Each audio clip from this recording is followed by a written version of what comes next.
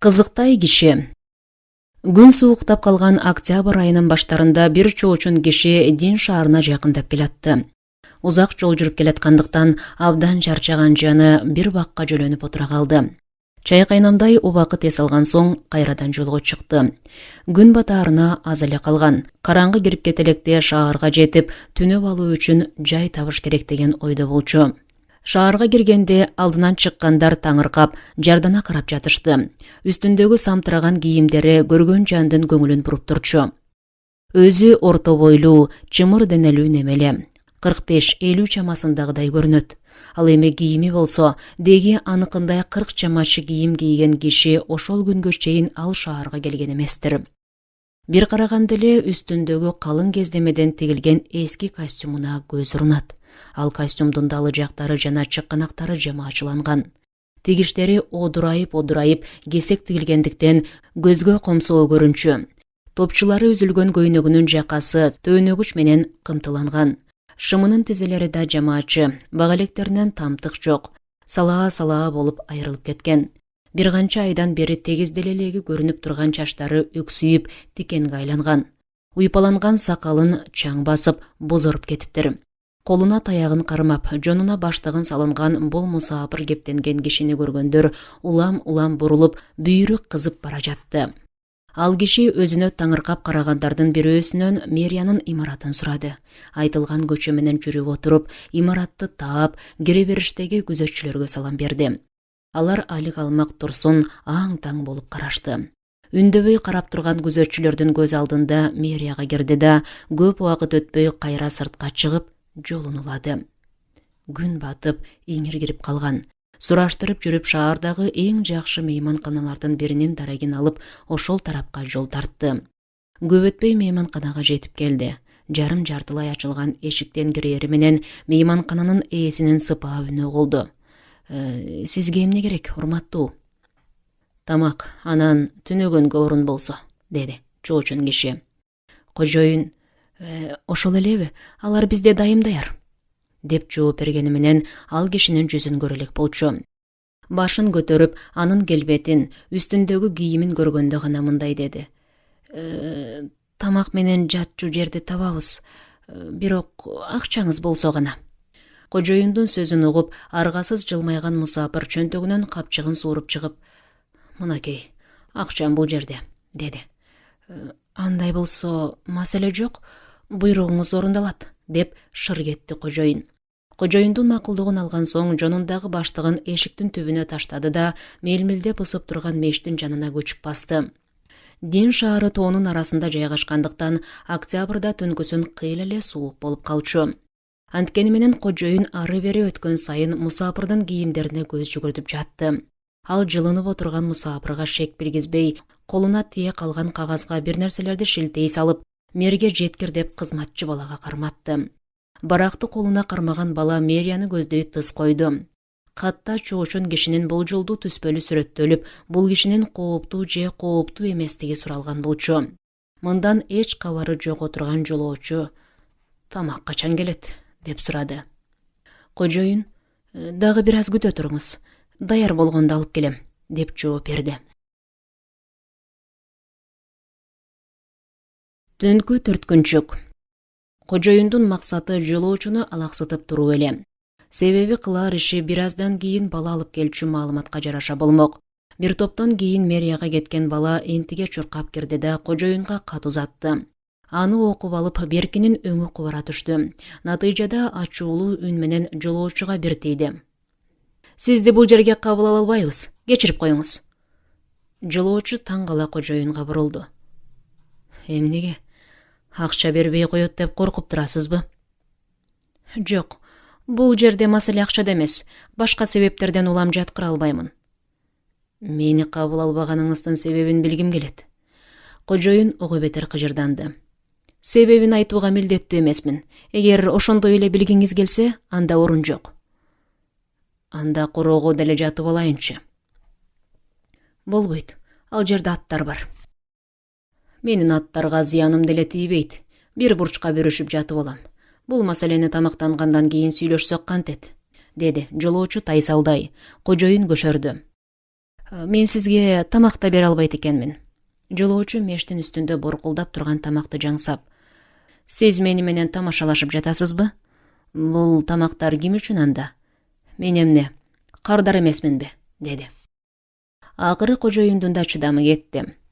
Ал тамактар башка кардарлардык экенин түшүнбөй жатасызбы? Бул жерден тез чыгып кетиңиз деп атам сизге.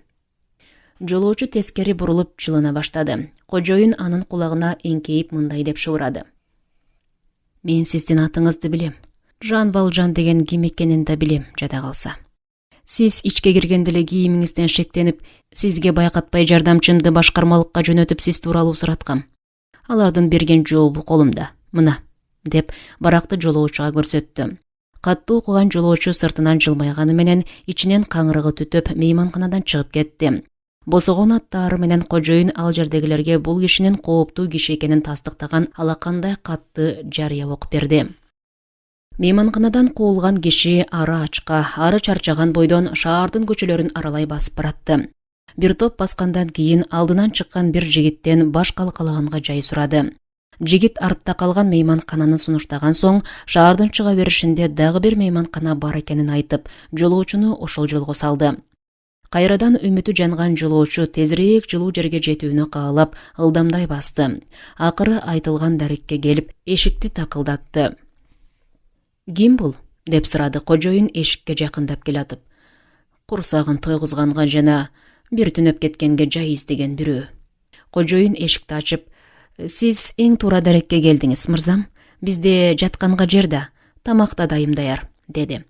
Ичке кирген жолоочу абдан үшүгөндүктөн оттун жанына отуруп жылына баштады. Кожоюн жолоочунун жанына басып келип: Мейманканабызга кош келипсиз.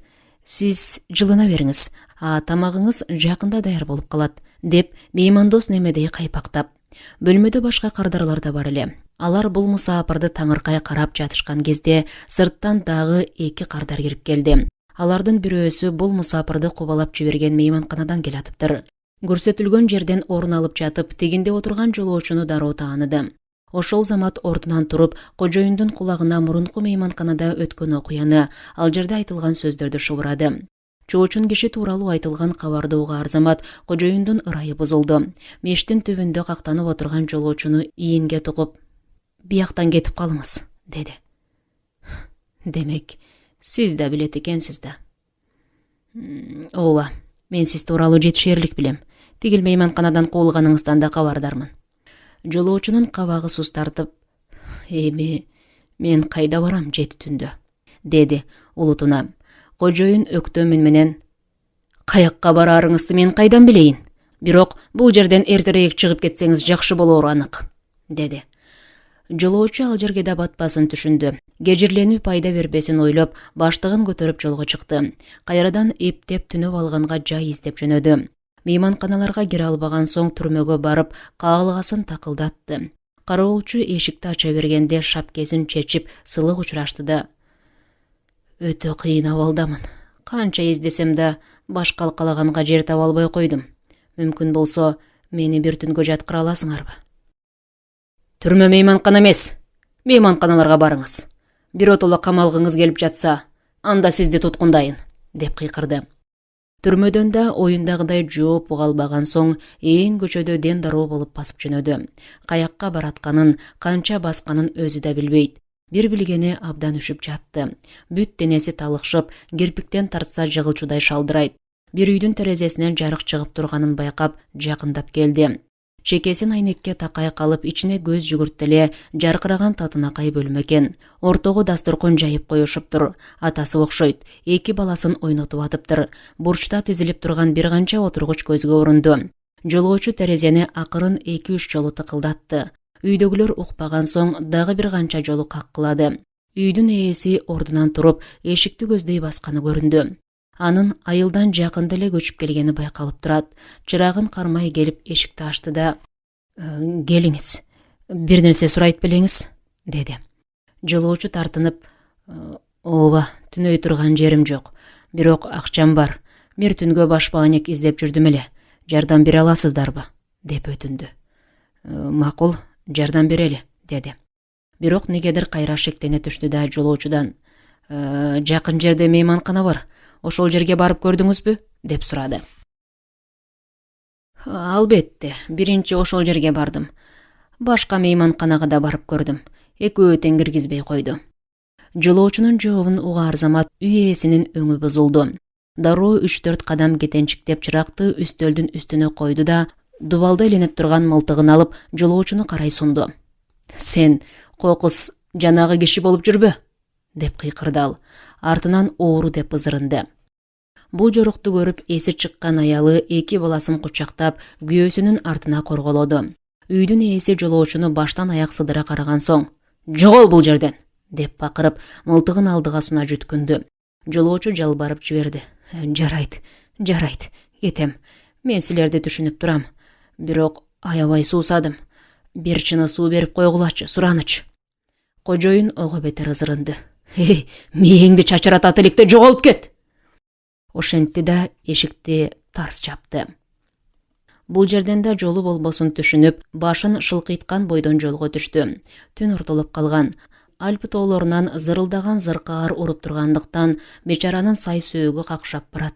Дагы бир ээн куроого баш бакты. Колуна уруна калган жапыз эшикти ачып, ичинде эмне бар экенин билмекке туш тарабын сыйпалады. Канчадан бери ным басып жатканбы, айтор жагымсыз жыт каңылжаарды жарат. Бош экен. Асты сыз топурак болгону менен үстү далдоо. Ушул жерге түнөйүн, деп көбүрөнүп алып, асынган түйүнчөгүн башына жаздап бир бурчка кыйшайды. Мына эми уктайын дегенде иттин арсылдап үргөнүнөн чоочуп кетти. Чоочун экенин билгенби? Колтойгон дөбөт эшиктен башын киргизип алып ажылдап туруптур. Иттин уясына кирип алганын биле коюп ордунан ыргып турду. Колундагы баштыгы менен тап берип атып, араң дегенде сыртка чыкты да жаны кейий наалып кирди. Көрсө, иттин уясында да орун жок турбайбы мага? Демек, иттен да кор, иттен да төмөн неме турбаймбы? Ошентип кайрадан жолго түшүп, Тушкелди темселеп баратты. Акыры бут шилтерге дарманы калбай, бир дубалдын түбүнө чөк түштү. Дубалдын түбүн жээктей чоң-чоң таштар туруптур. Ошолордун үстүнө эле кынтайды. Дал ошол учурда ага чиркөөдөн чыгып келаткан бир кемпирдин көзү илинди. "Эй, эмне кылып жатасыз бул жерде?" деп сурады ал. "Көргөнүңүздөй эле таштын үстүнө уктайын деп жатам." "Коюңузчу, чын эле ушул таштын үстүнө уктайын деп жатасызбы?" "Анын эмнеси бар экен? 19 жыл бою тактайдын үстүндө жатам. Эми таш төшөккө жатайын." "Сиз мурда аскер белеңиз?" "Ооба, апаке, аскер болчумун." "Эмнеге мейманканага барган жоксуз?"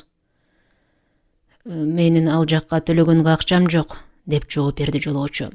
Кемпир жанында 4 эле тыйыны бар экенин айтып, жолоочуга бергенден кийин, "Мындай аз акчага түнөк табыш кыйын. Ошентсе да аракет кылып көрүңүз", деди. "Чынын айтсам, бардыгына барып көрдүм. Бирөө дагы киргизгиси келген жок." "Сиз бардык эшиктерди кактыңызбы?" "Ооба апа, бардыгын кактым. Бүт баары эшигин ичинен илип алышты." Кемпир колу менен чиркөөнү көрсөтүп, "Тиги эшиктичи?" деди. Жолоочу үшкүрүндү. "Жок, аны тыкылдатпадым. Ал жакка барганда эмне өзгөрүп кетмегиле? Жада калса, ит да уясынан кууп аткандан кийин." "Эмнеси болсо да тиги эшикке барып көрүңүз", деди аял.